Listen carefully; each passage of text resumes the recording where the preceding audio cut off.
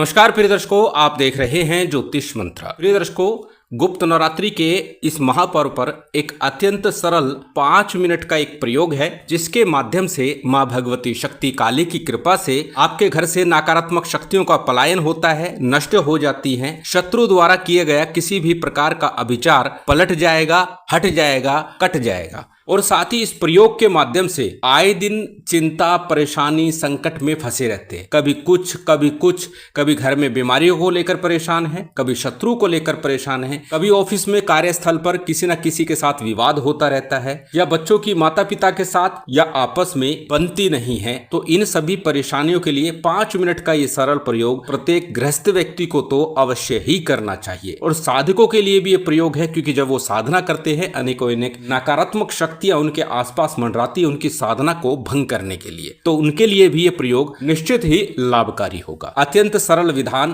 किसी प्रकार की क्लिष्टता नहीं, कोई बड़ा विधि विधान, पूजा पाठ नहीं। मात्र इस मंत्र का 5 मिनट जप करते हुए इस प्रयोग को आपको करना है संध्या काल या रात्रि काल में। प्रातः काल भी कर सकते हैं सूर्योदय से पूर्व, परंतु श्रेष्ठ होगा संध्या काल या रात्रि काल में, क्योंकि महाकाली का प्रयोग है और शक्ति की आराधना के लिए अनेकों अनेक बार बोलता हूं, सर्वोत्तम समय है संध्या काल या रात्रि काल का समय। तो चलिए अधिक विलंब न करते हुए जानते हैं किस प्रकार इस प्रयोग को संपन्न करना है, किस सामग्री के साथ करना है, कैसे करना है, किस दिशा में मुख रख के करना है। सर्वप्रथम बात करेंगे सामग्री की। इस प्रयोग के लिए जो सामग्री है वो आपकी स्क्रीन पर लिखी हुई है। एक जायफल लेना है और साथ ही साथ थोड़ा सा कपूर, थोड़ी सी समिधा, किसी भी प्रकार की लकड़ी हो उसका प्रयोग कर लीजिए, क्योंकि इस कपूर के साथ ये लकड़ी जल जाए। जायफल को भी इसमें जलाना है। जो मैं मंत्र बताने जा रहा हूं इस मंत्र के साथ में किस दिन से आरंभ करना है, संभव हो चतुर्दशी, अमावस्या या प्रथम नवरात्रि, किसी दिन से भी आप इस आरंभ कर सकते हैं। श्रेष्ठतम होगा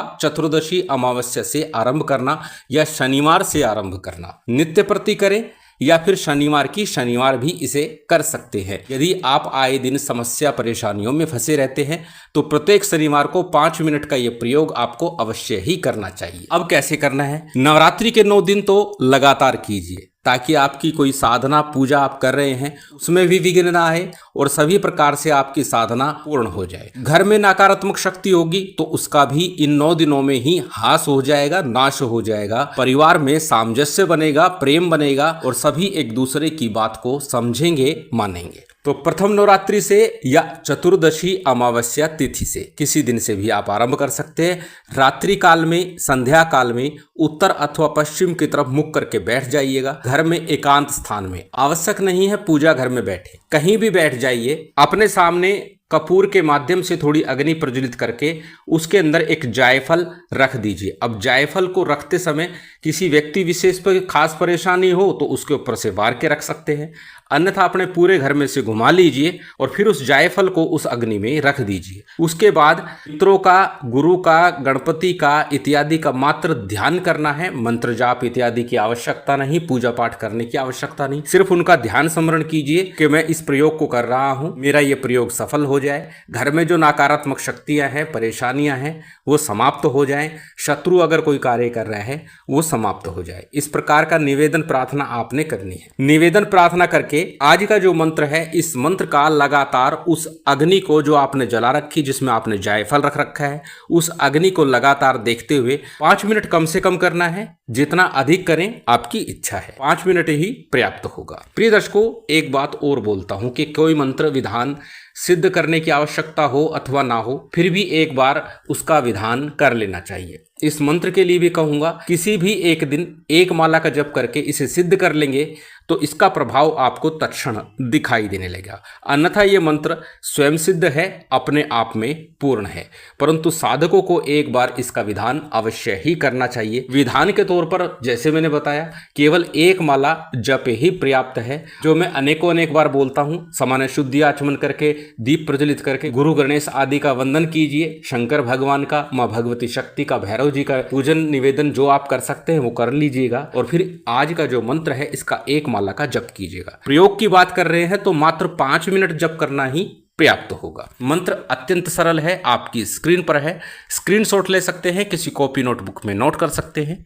मंत्र को एक बार बोल करके बता देता हूं। मंत्र इस प्रकार है। तितरी के तेराए योगनी पठाई, जहां तहां जाई, भूत संग करेली आई। आस बांधो पास बांधो तुम्बा ताई, कांचे घर में दोष बांधो, 64 योगनी की दुहाई। अल्प गुरु गुरु मान, पंचगवर की दुहाई बोलो। सरल सा मंत्र है, बोलने में अधिक कठिनाई आपको नहीं आएगी।